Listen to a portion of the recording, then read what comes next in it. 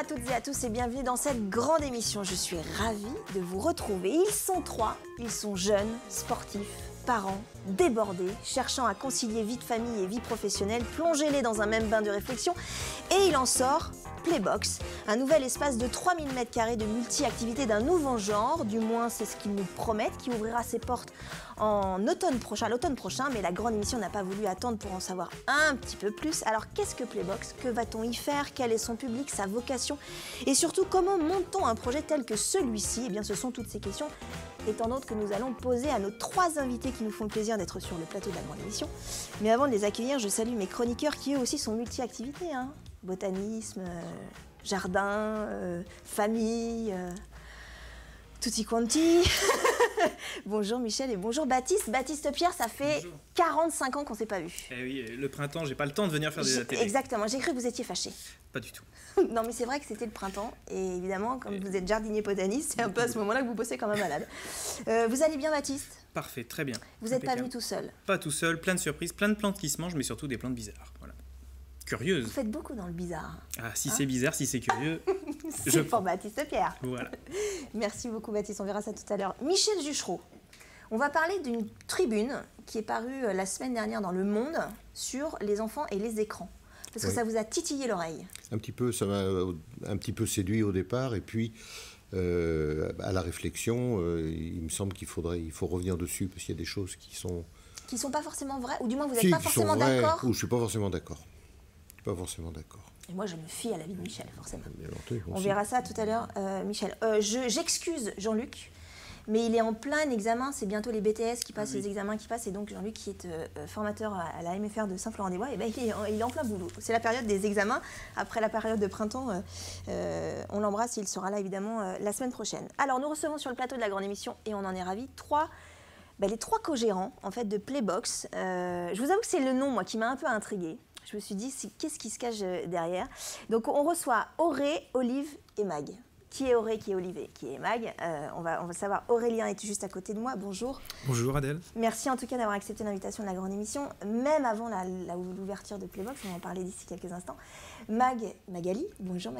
Adèle. Et juste à côté aussi, Olivier. Bonjour. Il y en avait qu'un, il en restait un, c'était Olivier. Alors, Playbox, c'est pas encore ouvert. Ça ouvre normalement à l'automne prochain. On va en parler aussi. Déjà, je voulais savoir si vous connaissez, vous êtes copains, vous connaissez d'avance ce projet-là? Vous travaillez ensemble? Les deux, mon capitaine. Vous travaillez ensemble avant, enfin vous savez travailler ensemble, vous êtes complémentaires, vous étiez complémentaires. Voilà, on avait des métiers similaires. Alors vous parlez parce qu'on va tout mélanger. Playbox, c'est le bordel. Il faut que ça reste le bordel. Donc oui, on travaillait avec Mag dans une entreprise vendéenne. Donc ça faisait 10 ans qu'on travaillait ensemble, on se connaissait pas mal sur le plan donc professionnel, etc. Ouais. Et puis Olive, grand copain vous faisiez du sport ensemble. À la base, et puis du bateau, et plein de choses, des régates. Du beach volley, voilà, tout ce qu'on va retrouver petit à petit dans l'idée qui a émergé dans Playbox. Voilà, alors rassurez-moi, on fait une émission sur Playbox, mais c'est pas ouvert. Mais on peut quand même en parler. C'est-à-dire qu'on peut dire ce qu'il va y avoir à l'intérieur. Parce que sinon, ça ne sert à rien de faire cette émission. Parce que ce n'est pas encore ouvert, c'est à Mouilleron-le-Captif, on est d'accord? Oui, exactement. Alors, dans les différents articles que j'ai lus et aussi sur la page Facebook, parce qu'il y a une page Facebook, il y a aussi un site internet des Playbox. C'est très bien fait. Vous parlez d'un espace de multi-activité, d'un nouveau genre. On va tout de suite, d'ailleurs il y a des illustrations, des images d'illustration qui vont apparaître sur l'écran. Qu'est-ce que vous mettez derrière le mot espace de multi-activité d'un nouveau genre? Olive. Alors, d'un nouveau genre, parce que c'est tout pour le loisir. Je veux dire par là que c'est une salle de sport. Mais quand on annonce salle de sport, tout le monde pense à musculation, fitness, compagnie. Voilà. Donc là, on fait vraiment du sport. On a de vrais supports pour faire du sport, mais l'idée c'est de mélanger les âges, de mélanger les pratiquants. Les niveaux des pratiquants. On peut être novice complètement, je pense à l'escalade par exemple, avec des systèmes d'auto-assurage, et malgré ça un mur qui permet une bonne évolution, même pour des gens confirmés. Mais c'est la même chose pour le beach volley. L'idée, c'est vraiment de mélanger... différentes activités dans un même lieu. Différentes activités pour qu'il y en ait pour toute la famille. L'idée, c'est que ce soit familial et de retrouver tous les âges. De quel âge à quel âge? Les tout petits peuvent commencer? Oui, tout à fait. Quand vous dites tout petit, à partir de 4 ans, même avant 4 ans, sur des petites structures d'équilibre, motricité, équilibre. C'est pas forcément ce qu'on va viser en priorité, parce que effectivement, pour le sport, de façon générale, il faut être un peu plus évolué. Mais effectivement, on ne s'arrête plus, c'est-à-dire que ça peut aller des enfants de 4 ans qui peuvent découvrir des sports nouveaux sur du sable, etc.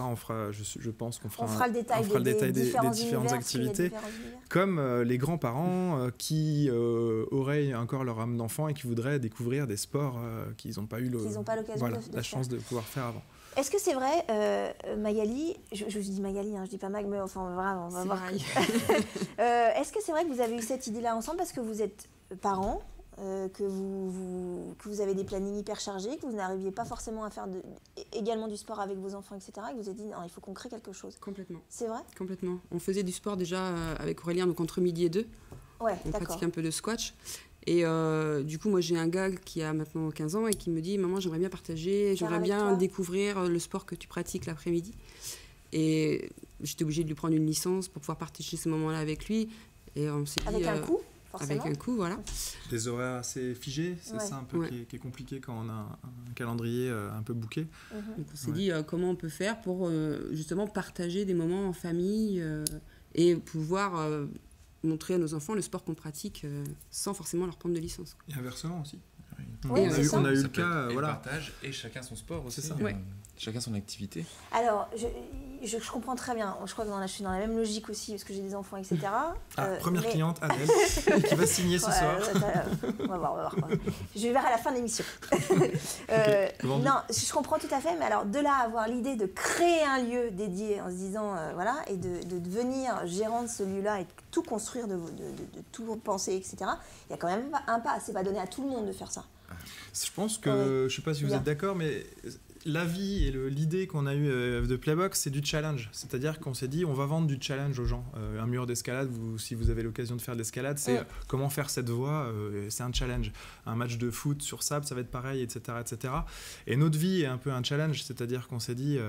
on est parti d'une idée un peu loufoque, on a commencé à gratter, on s'est dit waouh, il faut faire une étude de marché, des sous, des sous, il faut trouver des sous, etc., etc. Et puis on s'est petit à petit, on a pris les choses les unes après les autres. Voilà, soit vous arrêtez tout de suite parce que beaucoup trop de contraintes et la peur qui vous prend au ventre, soit au contraire, vous voyez ça comme un challenge. Et voilà, c'était un peu l'idée de se dire on y va, on est à fond et puis on va jusqu'au bout. C'était tellement excitant que oui, on a franchi le pas assez facilement. Alors la question est de se dire aussi, vous êtes tous les trois co-gérants, il n'y en a pas d'autres? Non. C'est pas mal déjà. Non, je trouve ça très bien, mais ça veut dire qu'il faut bien s'entendre aussi. Ah oui. Est-ce que, alors, vous travaillez ou pas non, ça fait évoluer. ou pas, ça fait évoluer les choses aussi, d'avoir des conflits, faut accepter. Constructif. Parce que vous connaissiez dans un contexte, vous, professionnel, mais également sportif, donc il y a un côté aussi assez ludique aux choses. Ludique ou pas, avec Olivier, on a fait le tour de Martinique en bateau, en petit bateau. Donc vous étiez en compète. Voilà, c'était dans des conditions un petit peu difficiles, on voit forcément ses limites assez vite, on a eu des coups où on se tapait pas dessus, mais pas loin, mais voilà, c'est aussi... Qui a gagné? Le mauvais temps. C'est ça. Mais il y a aussi le fait de travailler ensemble, etc., et de peut-être se découvrir aussi dans un autre contexte qui est celui de créer une entreprise. Oui, et pour l'instant, justement, c'est plutôt, on découvre de nouvelles facettes. Comme on parlait de complémentarité tout à l'heure avec nos différents métiers, et là, c'est extra. C'est vraiment extra, quoi. Ouais, parce que vous avez 3 métiers différents. Il y a Aurélien, vous êtes ingénieur industriel. Oui. Magali, vous êtes responsable logistique. Oui. Enfin, vous êtes et vous étiez, mais on va en parler. Et Olivier, cordiste, électricien. Cordiste, c'est quoi? Cordiste, c'est travailler en hauteur. Ah oui, d'accord. Travailler suspendu, voilà. Donc la grimpe, toujours. Donc ça veut dire que vous avez abandonné ces métiers-là pour créer Playbox? Non. C'est là la subtilité. Parce qu'on n'abandonne pas. On n'abandonne pas, voilà. Voilà, c'est ça. On a Olive, lui c'est vraiment la partie technique, escalade forcément avec des diplômes. On a dû repasser un diplôme parce que la loi nous l'imposait pour encadrer l'escalade. Et puis on va en parler de la sécurité. Voilà, tout ça, on l'a fait ensemble cette formation. Il apprenait des choses aux instituteurs, enfin aux formateurs, etc. Donc c'était génial, quoi. C'est vraiment une passion qu'a Olive. Ah oui, grimper. Ça a donc vos métiers respectifs vous servent pour créer et gérer Playbox.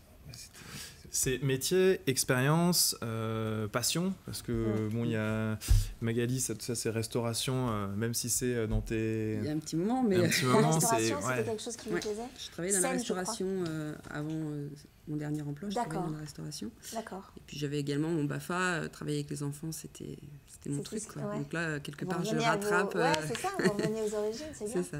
On va en reparler évidemment de Playbox et de ce que vous allez pouvoir voir en automne prochain. Je ne sais pas si on peut donner une date précise d'ouverture. On préfère garder le suspense. C'est septembre. C'est septembre. Il n'y a pas longtemps à attendre. Je ne sais pas si vous aurez des écrans à Playbox. Non. Eh ben, on va justement... Alors, on va attendre de voir la fin de l'émission. Oui, voilà. On va en parler avec Michel. Et puis on en reparle juste après. Okay. Michel.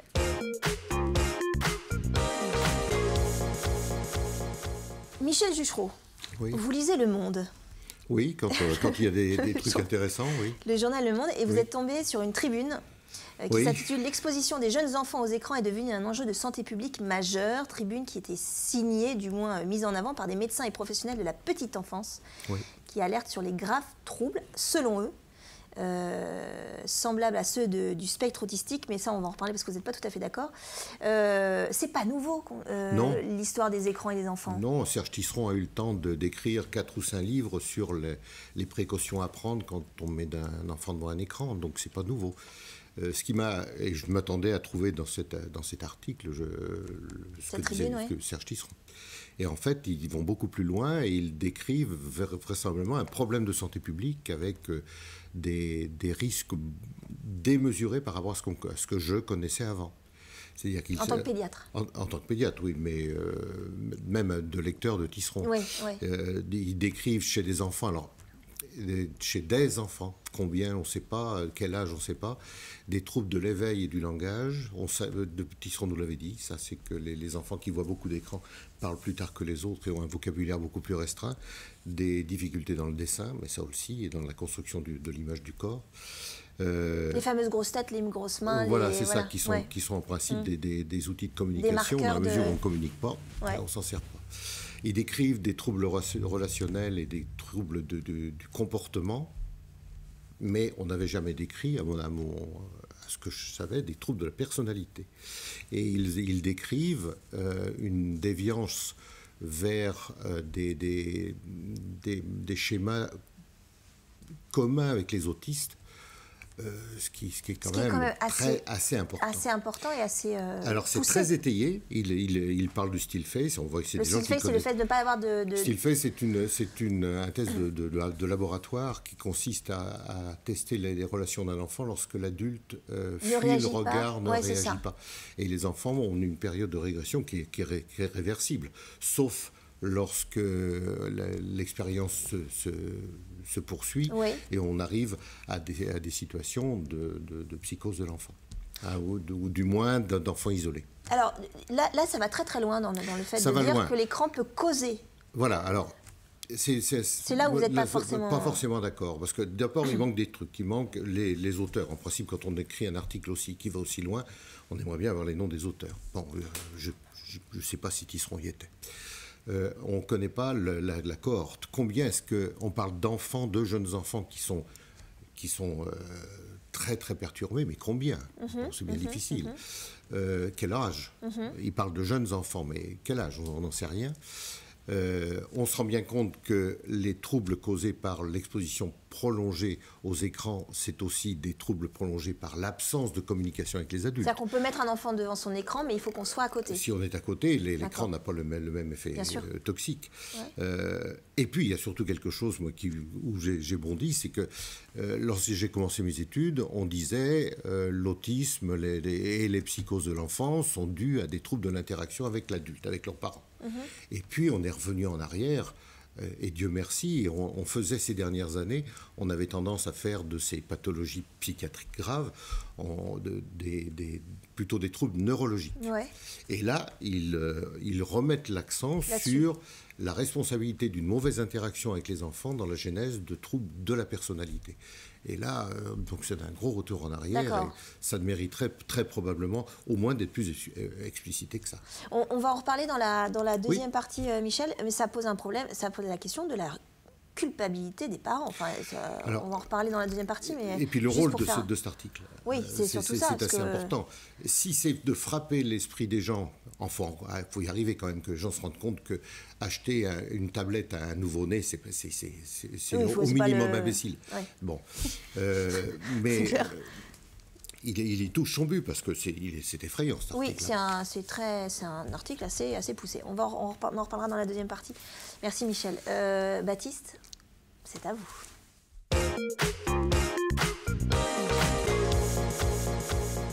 Vous êtes venu avec une forêt. Avec une forêt, mais une forêt à manger, une forêt comestible. Alors on va commencer avec la première plante. Alors il me faut un cobaye.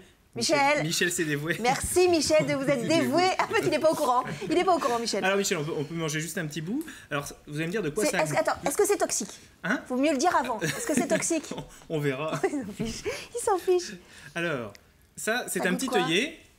Un petit œillet qui ressemble à un œillet d'Inde, mais un œillet qui a une particularité qui s'appelle Tagetes, qui aurait un goût de... C'est pas très vendeur, là. C'est un goût de quoi? Un goût de quoi? Anisata. Anis? Oui, d'anis. Oui, anis. Alors, en fait, de Ricard, effectivement. On commence par l'apéro. Je connaissais pas. En fait, on appelle ça l'estragon du Mexique. On s'en sert comme l'estragon. C'est une plante vivace, contrairement aux autres œillets d'Inde, entre guillemets, que l'on peut connaître. Et donc ça, c'est une plante américaine très utilisée donc, pour à la fois aromatiser des poissons en frais, mais aussi parfois en cuit. L'estragon du Mexique. Extragon du Mexique avec un petit goût d'anis. Ensuite, on va passer à une autre plante. Alors, ça a goût, mais surtout, ça a une odeur. Oui, c'est une odeur de... je sais pas, mais... Chewing gum Hollywood. C'est vrai? Hollywood chewing gum. Non, ah bah oui, Annelle. Mais oui, c'est vrai. Voilà, et ça, on a le goût aussi, le goût chlorophylle. Oui, vous pouvez faire passer. Alors ça, c'est... Ça sent super bon. Ça, c'est la verveine d'Argentine. Alors, on connaît vraiment sa cousine qui sent le citron, ça sent, hein. La verveine citronnelle. Mais là, vraiment, celle-ci vient d'Argentine et elle a une odeur très puissante de chlorophylle. Voilà. Ouais, et on peut aussi, là aussi, la ciseler. Elle a un goût un petit peu mentholé, assez spécial. Et donc ça, c'est une plante condimentaire dont on n'a pas l'habitude aussi. Elle risque un petit peu de geler chez nous.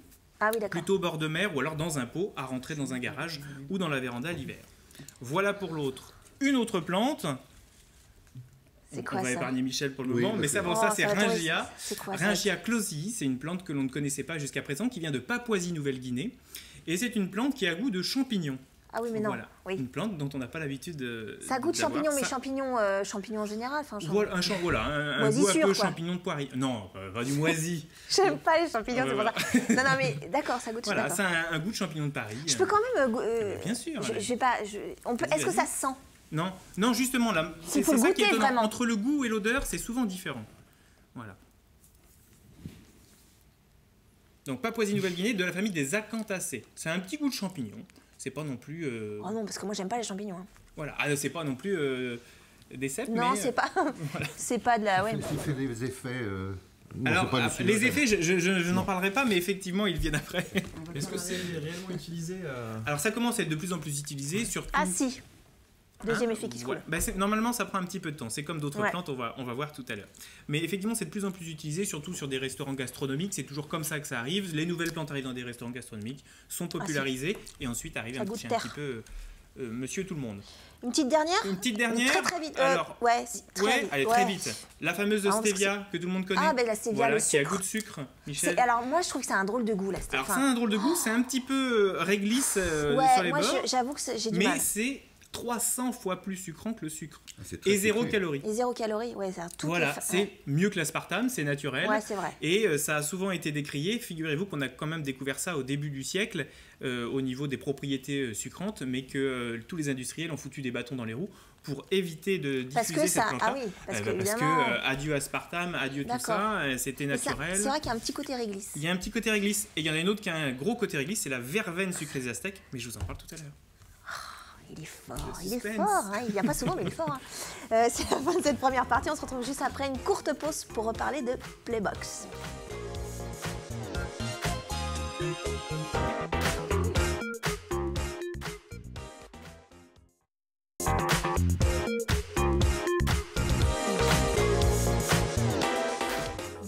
Dans la deuxième partie de cette grande émission consacrée à Playbox, qui est un espace multi-activités qui n'est pas encore ouvert. Il va falloir être patient. Ça ouvre à l'automne prochain, en septembre prochain. Nous sommes en compagnie des 3 co-gérants, Auré, Mag et Olive.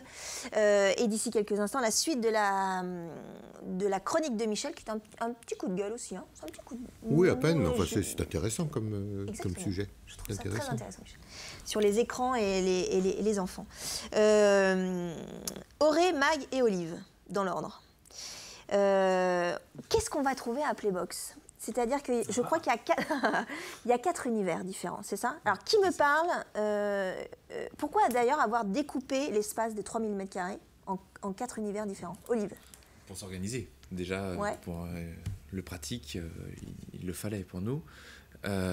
Et pour essayer de raconter une histoire un peu aux gens, pour revenir sur le ludique, pour... apporter une dimension supplémentaire au sport. Ce n'est pas que du sport, c'est ce que vous disiez depuis le début de l'émission. Oui, c'est un petit peu ce qu'on disait. On disait tout à l'heure, le sport, il a un côté assez rigide, presque militaire, compétition, etc. Oui, quand on va dans certaines salles de sport, c'est souvent à froid, justement, des murs blancs. Il n'y a pas grand-chose. Voilà, il n'y a pas grand-chose, quoique ça change miroirs, aussi. Des miroirs. Ouais, c'est ça. Et là, on s'est dit, non. On veut pas de ça. On veut que ça soit un endroit confortable pour rassembler les gens. Toujours cette même idée d'être un point névralgique pour les sportifs, mais aussi pour les gens qui ont simplement envie de passer un bon moment et de détente.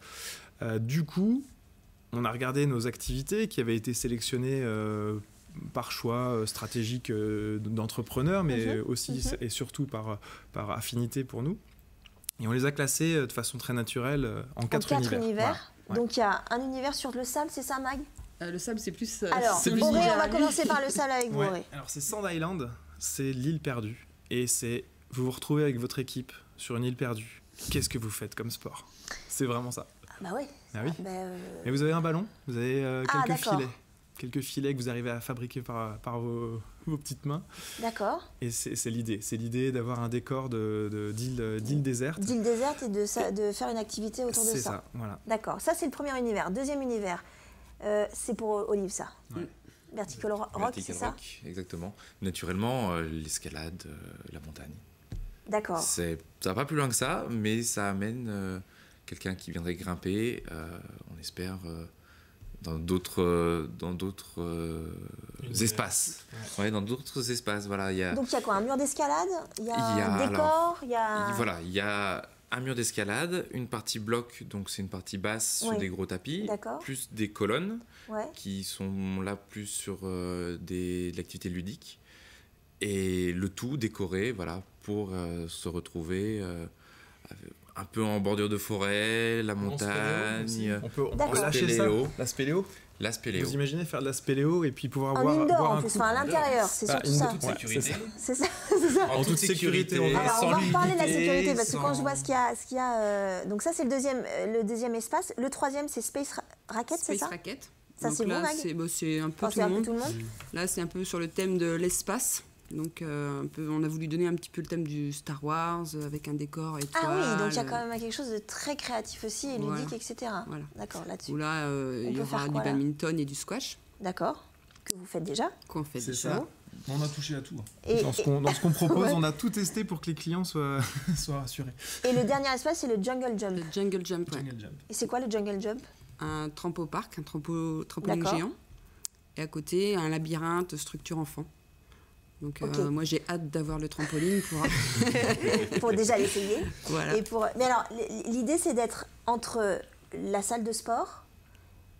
Et alors c'est peut-être un peu de grandiloquent ce que je veux dire, mais le parc d'attractions. On est entre les deux ou pas du tout? C'est absolument à l'opposé du parc d'attractions. D'accord. Non, mais c'est pour vraiment qu'on se fasse une idée puisqu'on n'a pas encore d'image. L'idée c'est plus que les gens soient sur du challenge, du défi.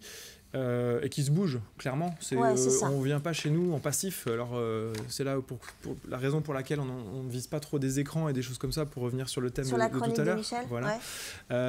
Mais l'idée, c'est ça. Je vais fêter mon anniversaire parce que ce sera des formules qu'on proposera. Mais voilà, on se bouge derrière. C'est un côté ludique, santé, découverte de nouvelles sensations pour les enfants, pour les grands, etc. Découverte de nouvelles pratiques, de nouveaux sports, etc. Vraiment un échange. Ouais, c'est ça. On va reparler, puis on va parler de la notion de sécurité aussi, parce que je suppose que c'est important, c'est très important, surtout s'il y a des jeunes publics qui viennent vous voir. Michel, on va refaire un point, mais c'est un peu en lien avec ce qu'on disait, sur cette fameuse tribune qui est parue la semaine dernière dans le Monde sur la potentielle dangerosité des écrans sur les jeunes enfants. Alors, c'est vrai qu'on ne donne pas les âges dans cette tribune-là. Est-ce que l'écran est un danger pour l'enfant ? Oui. Oui, l'écran. Là, vous êtes d'accord. L'écran mal utilisé est un danger pour l'enfant. D'ailleurs, pour les adultes aussi. Faut commencer par regarder un petit peu dans notre jardin. Quand on voit des gens de mon âge qui passent un voyage en train sur un écran à jouer avec des bouboules, on peut se demander quand même si c'est pas un petit peu dangereux pour ce qu'il leur reste de cerveau. Oui. Alors moi voilà, comme ça c'est dit. Moi j'ai une question, c'est ok, je suis devant un écran. Alors en plus on fait de la télé, c'est un peu difficile de parler de cette thématique-là alors que les gens sont en train de nous regarder.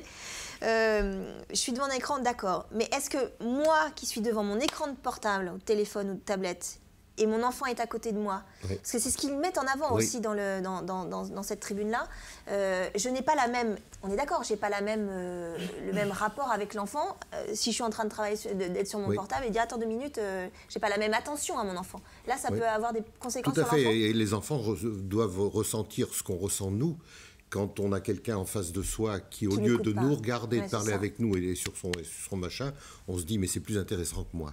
Pour un enfant qui est en pleine construction, qui demande à sa mère ou à son père de lui prouver qu'il existe, s'il a en face de lui un adulte qui ne regarde que l'écran, ça ne peut que laisser des traces, quoi. La règle des 3, 6, 9, 12, c'est quoi ? Oui, je vais la répéter parce que... C'est pas la première fois que vous en parlez. Oui, on en parle souvent. C'est une des mesures à prendre quand on a des enfants. Il y en a des choses beaucoup plus générales. Donc c'est très simple. Moins de 3 ans, pas de télé sans que les adultes soient là. Ok. Surtout devant les pubs. Même devant un dessin animé ? Même devant un dessin animé. Même devant un dessin animé. Le dessin animé n'est pas du tout interactif. Okay. Comme les bouboules de mes... moins de 6 ans, pas de console, parce qu'on sait que le cerveau de l'enfant se construit à partir des sensations tactiles. Okay. Et que le fait ça détruit, c'est source d'atrophie. Donc 3, 6, 9... La grande période, 6 ans, 9 ans, ça s'apprend. Alors pas d'écran seul, mais apprendre à se servir des écrans, aussi bien à la maison qu'à l'école. D'accord, donc les ordinateurs, mais avec surveillance. Avec la surveillance, avec le respect de l'autre, avec les lois de la confidentialité, etc. D'accord. Et 12 ans, alors là, ça devient compliqué parce qu'on a tendance à lâcher les rênes. 12 ans, toujours mettre des limites de temps et limites d'heures, d'horaires. Pas le soir, Et puis des choses qui vont de soi, mais qui ont besoin d'être répétées. Pas de télévision dans la chambre des enfants. Et pas de portable chez les enfants de moins de 10 ans. C'est-à-dire que le portable, c'est quoi ? C'est le collège ? Oui, c'est collège. Bon, c'est la normalité maintenant. Et encore, c'est souvent un petit peu jeune. Ouais. Mais commencer à trouver des portables dans les poches des enfants de CM1, on rêve là. Des portables en bois, quoi. Ouais. Des portables en chair. Ah oui, non, mais ils n'en veulent pas, ça, vous pourrez les prendre pour les idiots. C'est sûr, ça glisse pas. Sauf que cet article, pour ceux qui veulent, il est sur les réseaux sociaux, vous pouvez le trouver, l'article, la fameuse tribune du Monde, c'est de mercredi dernier. Mercredi du 31 mai. 31 mai. Et ça circule pas mal sur les réseaux sociaux.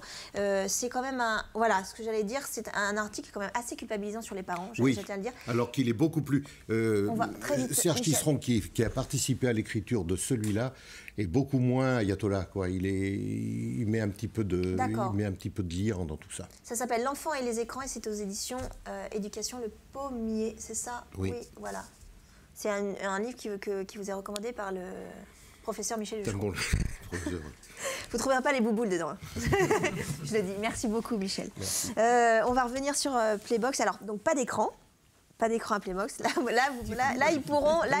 J'ai entendu. C'est validé par Michel Juchereau. Vous pouvez ouvrir en automne prochain.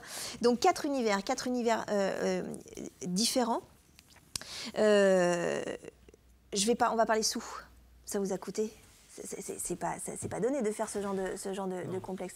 Ça demande un investissement, ça demande des aides aussi. Je crois que vous avez été aidé notamment. Très, très bien aidé sur le plan financier, mais pas uniquement. Donc on salue au passage Réseau Entreprendre, Initiative Vendée, qui sont vraiment des gens retraités ou qui sont en activité et qui passent du temps pour des porteurs de projets comme nous. Donc au-delà des prêts d'honneur qu'on a pu avoir la chance auxquels on a pu accéder, on a vraiment eu un soutien, ne serait-ce que se dire qu'on a des gens qui nous écoutent et qui nous disent oui, là vous faites bien, vous êtes dans la bonne voie, allez voir un tel pour telle chose, etc. C'était vraiment super. Parce qu'en France, il y a pas mal de choses qui existent pour les créateurs d'entreprises, mais on se retrouve assez vite tout seul. C'est un peu le syndrome du chef d'entreprise qui est souvent très seul devant son activité et qui n'a pas beaucoup de support derrière. On a la chance d'être 3 déjà au démarrage. Donc il y a un échange déjà, chacun mène ses idées, mais c'est vrai que des gens comme ça, ça nous soutient beaucoup.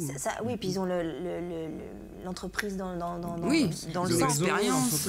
Oui, c'est vraiment extraordinaire. Et donc oui, pour revenir au sous, il a fallu trouver des astuces. Ça coûte combien un projet comme ça ? Un peu plus d'un demi-million d'euros. Donc, parce qu'il y a toutes les structures à mettre en place. Voilà. On a fait le choix dès le départ de notre prévisionnel, etc., de vraiment avoir une structure nickel. C'est-à-dire qu'on va s'adresser à des gens amateurs, mais probablement aussi des gens amateurs qui vont devenir réguliers ou qui pourraient le devenir, des sportifs qui pourraient avoir envie de tester nos structures. On parlait de l'escalade, c'est vraiment des tarifs importants, enfin des budgets importants pour les investissements. Les murs, etc. Vous parliez tout à l'heure de faire venir pour des anniversaires, des choses comme ça. Vous allez mettre en place des formules, notamment je pensais aux entreprises, je sais pas, des journées de cohésion, des choses comme ça, pour les salariés. Ils pourront tester aussi. C'est une salle attitrée à ça, justement. On a une salle qui fait 15 mètres, enfin une grande salle. 100 mètres carrés. Donc ils pourront accueillir les gens. Oui, pour faire justement des séminaires ou des choses comme ça. Et donc allier le travail au côté ludique. Si vous n'aviez pas eu notamment des aides, notamment du réseau Entreprendre, est-ce que vous auriez pu aboutir ? Est-ce que le projet aurait pu se... On ne pourra jamais le savoir, mais c'était beaucoup plus difficile. Alors, on parle souvent de la partie financière, mais c'est pas seulement ça. Encore une fois, j'insiste là-dessus parce que on sait jamais. On a profité des structures qui sont en place, mais c'est sûr que ça aurait été beaucoup plus difficile, des choix de tailler dans des budgets qui étaient pas forcément intéressants pour les clients, etc. Le danger, c'était de commencer trop petit et pas donner envie aux personnes de s'intéresser à notre complexe. Non, on a choisi de faire vraiment ces 4 univers complets qui en intérieur, je le rappelle. En intérieur, et qui ne veut pas dire qu'on a d'autres idées pour le moyen à long terme, mais on commence avec quelque chose d'assez conséquent, on l'a vu. On l'a vu sur les images. Vous avez trouvé un lieu aussi, c'était pas donné à tout le monde de trouver un lieu de 3000 m² à Mouillon-le-Captif. Et de 8 mètres de haut. Et de 8 mètres de haut. Pour l'escalade. Vous aviez déjà prospecté un peu, Oui, sur différentes communes. Ça n'a pas été La Roche non plus, enfin, ça n'a pas été Mouilleron dès le départ. Non, cette reconversion de bâtiment de la Certa, on va citer, exactement, c'est ça, tombait, c'était un projet du propriétaire de créer ce pôle qui va devenir, parce que là nous on fait donc Playbox avec les activités sportives, mais d'autres cellules sont disponibles encore autour dans le but de créer un pôle familial d'activités. Non, 3000 m², c'est un tiers, c'est un peu moins d'un tiers, il me semble, du bâtiment. Oui, d'accord. Donc c'est une petite pierre sur la totalité d'un projet global. Un gros de la restauration donc dans le bâtiment. Donc ça, c'est vraiment une aubaine pour nous parce que c'est vraiment ça s'inscrit bien dans notre schéma. On va pouvoir passer la journée là-bas, quoi. Ouais. C'est un peu le but. Au moins quelques heures. Au moins quelques heures. Et oui, on a Franck, un voisin qui s'est installé, qui va faire du drift. Donc peut-être pour une prochaine émission, il expliquera son activité. Mais voilà, le but, c'est de faire vraiment un lieu de détente, loisirs, sport, etc. Pour les familles et pas seulement. On vise aussi, on espère, les entreprises qui sont autour de nous. Voilà. Donc, on va reparler dans la 3e partie de l'émission et on verra aussi la fin de la chronique de Baptiste, puis on va parler de sécurité. Parce que ça, évidemment, ça... Eh ben oui, je suis désolée, on va parler de sécurité, mais ça sera dans la 3e partie de cette émission.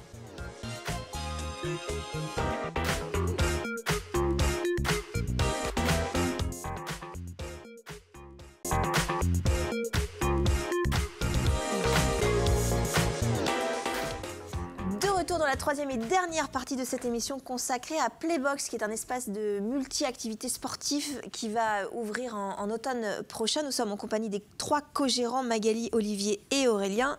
D'ici quelques instants, la suite de la chronique de Baptiste Pierre. Michel Juchereau, vous aviez une question intelligente à poser. Oui, intelligente, forcément. Moi, j'ai le souvenir d'avoir accompagné mes enfants sur les terrains. C'est le souvenir. Sur les terrains de rugby et sur les pistes de ski, et c'était pas une réussite. Ils étaient beaucoup moins performants quand le père était là que quand ils étaient tout seuls. Je suis tout à fait d'accord.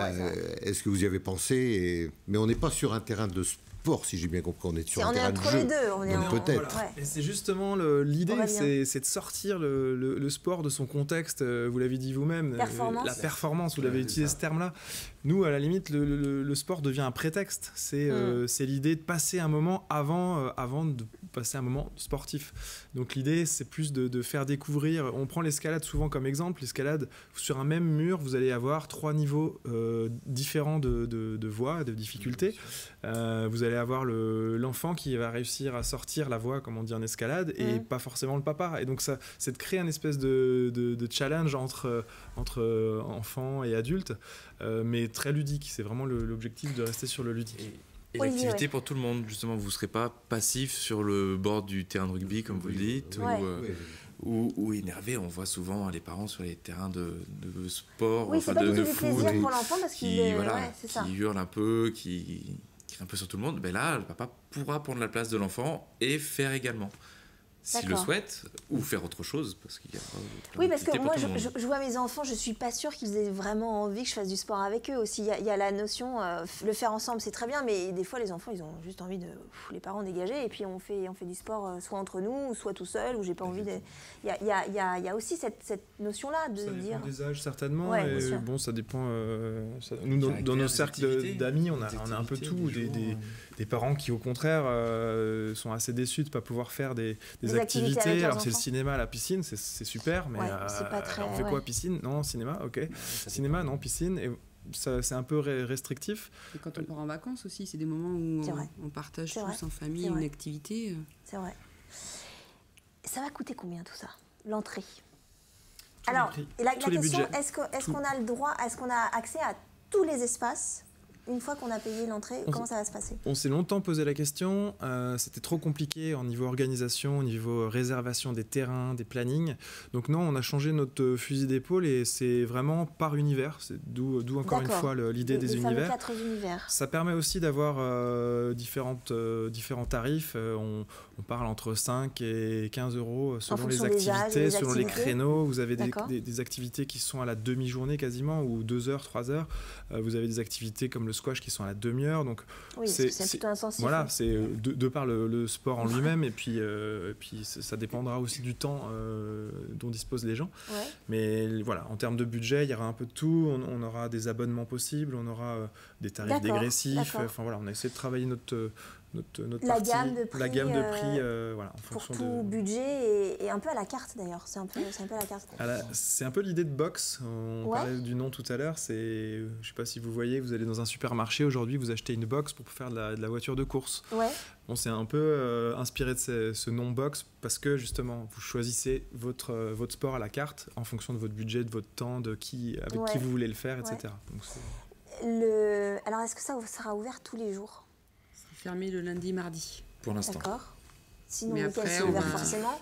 On va essayer de s'adapter. Enfin, on va s'adapter en fonction... Aux horaires aussi, en fonction... Voilà. Là, vous êtes un peu sur un système de salle de sport où les horaires s'adaptent en fonction des gens qui après le boulot. Oui, il y a ça. Il y a le fait que c'est une création d'entreprise qui n'existe pas. Ce concept n'existe pas. En tout cas, on l'a pas trouvé.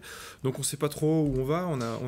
Ce concept-là n'existe pas ailleurs. Non, sauf preuve du contraire. Alors, vous avez souvent, sur Nantes, par exemple, vous avez 4 salles d'escalade qui proposent de la restauration.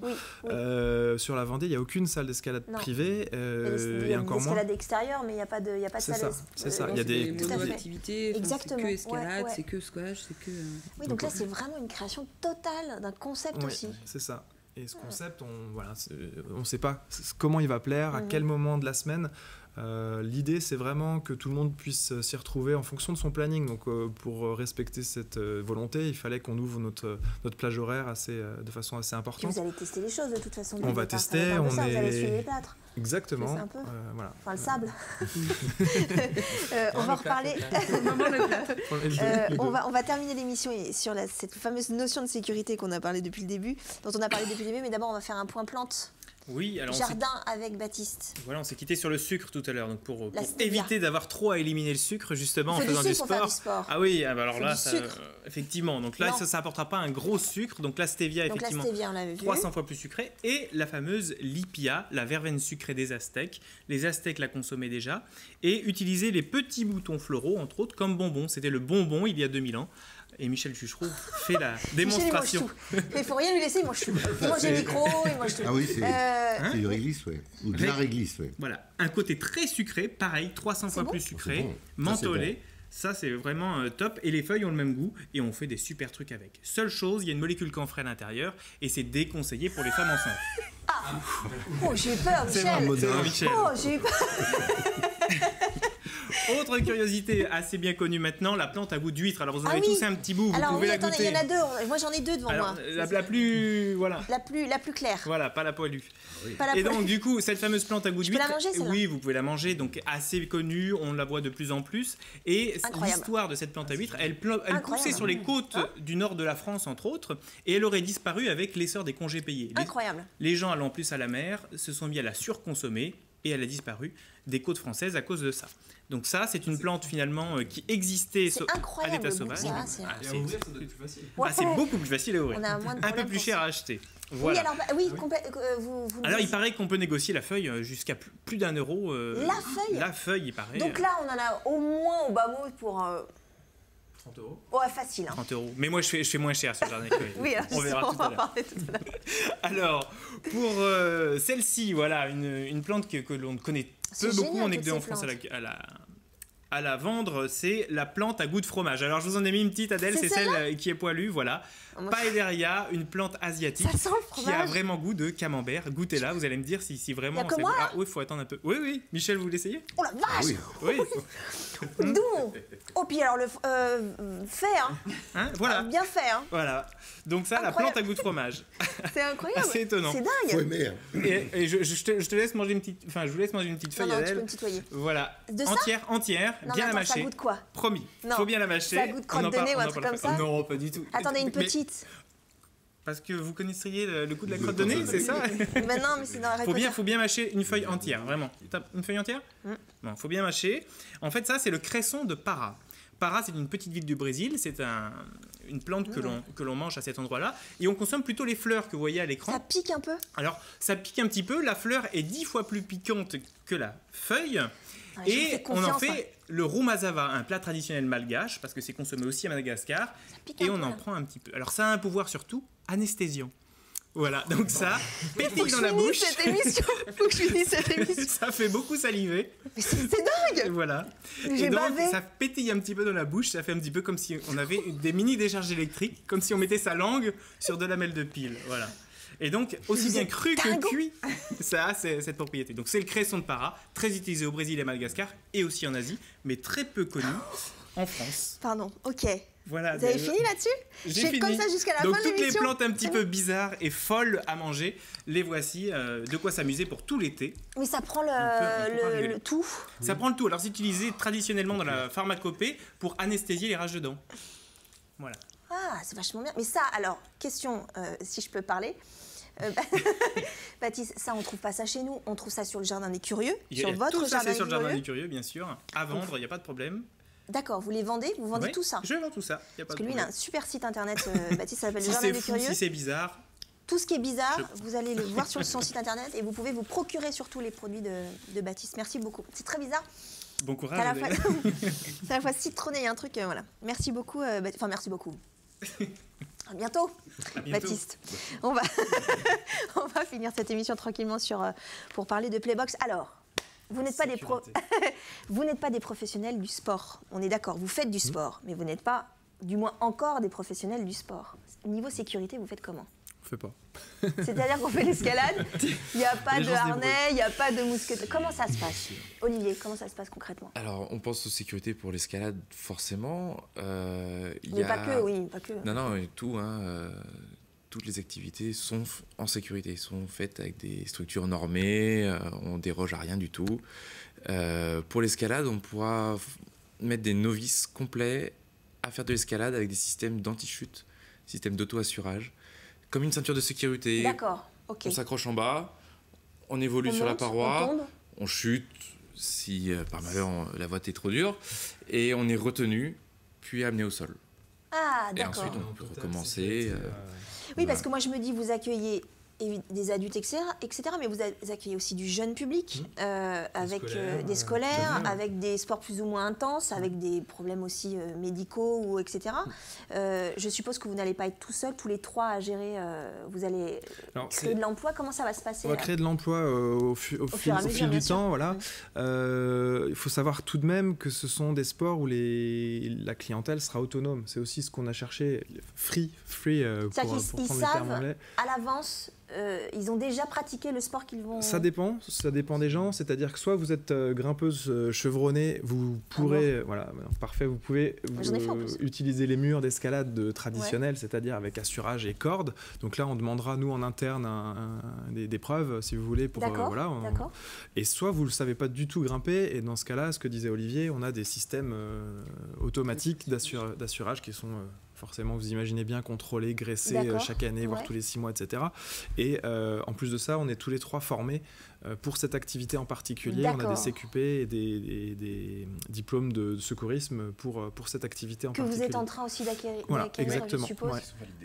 Qui sont validés d'ailleurs, qui sont validés avec un stage, etc., qu'on a fait en début d'année. Donc sur ce côté sécurité, en tout cas escalade, c'est bon. Pour tous les autres sports, vous prenez le squash, le badminton. La législation n'impose pas de diplôme particulier à partir du moment où on ne donne pas de cours. Donc, c'est ça, il n'y a pas les cours. Il n'y a pas de cours, il n'y a pas d'encadrement sportif.